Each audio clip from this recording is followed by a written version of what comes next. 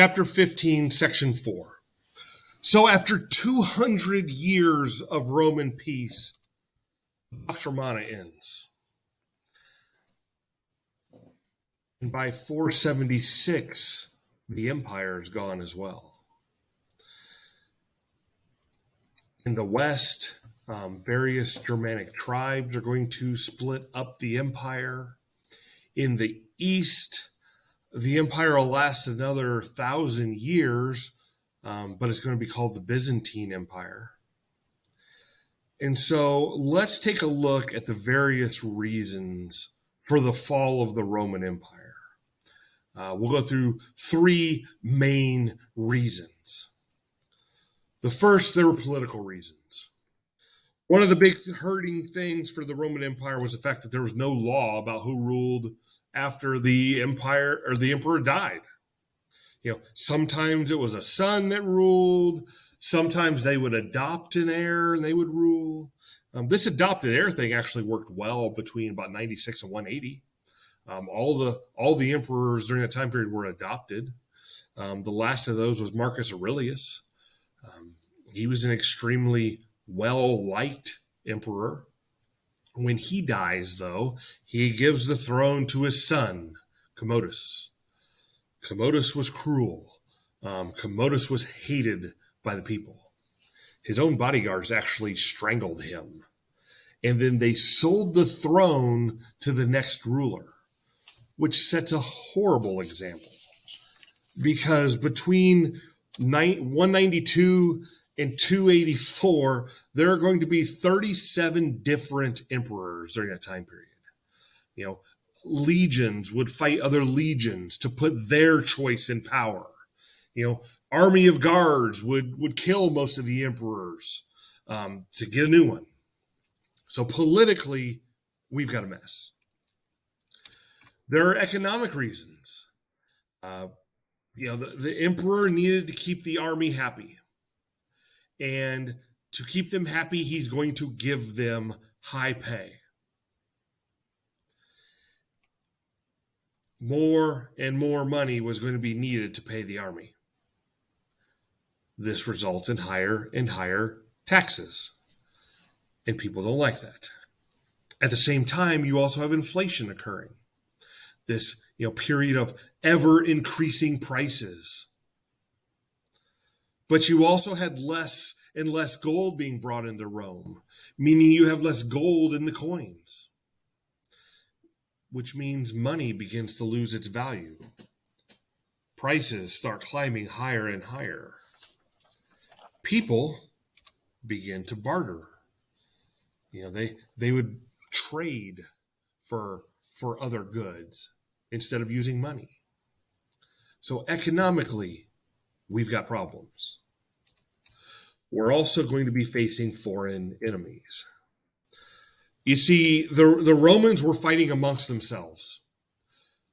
That means their borders were open for attacks from the outside.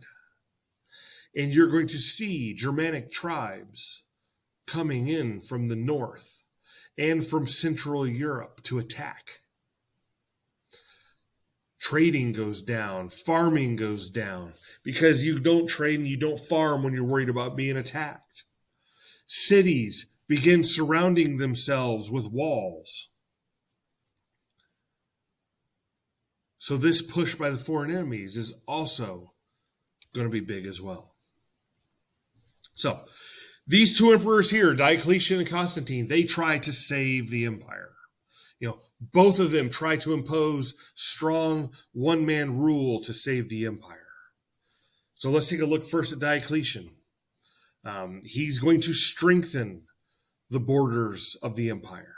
He's going to set a maximum price on things, trying to stop the inflation issue. He puts town officials in charge of tax collection for that town. And if there was any shortages, they were held responsible.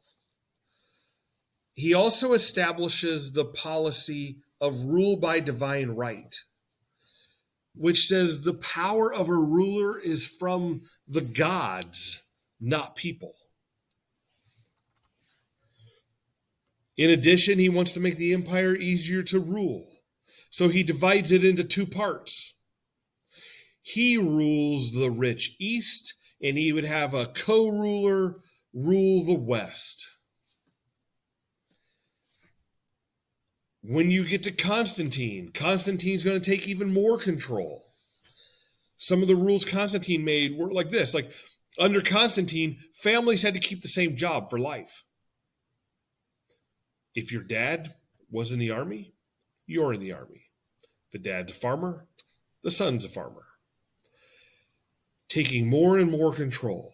Some of the rich want to escape from all these government controls, and they escape to their villas or their country estates, which were almost like small cities. They produce their own food. Anybody in a villa, all of their needs would be met in the villa. So Diocletian and Constantine try to save the empire, but the end of the empire isn't stopped. It's just delayed. And the empire continued to decline in the west. So in 330, Constantine moves the capital from Rome, and he moves it to Constantinople.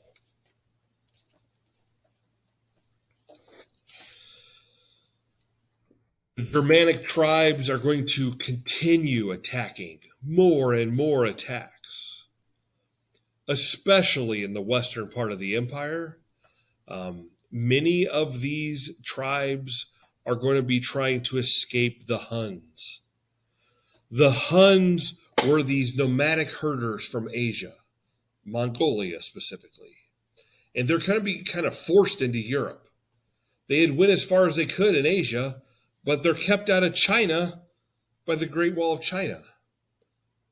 China had built this Great Wall to keep them out of China, and it worked. So they come to Europe. In the year 378, the Visigoths are going to defeat a Roman army at the Battle of Adrianople. This is huge. The Visigoths, they used iron stirrups. This now means that cavalry was now stronger than infantry.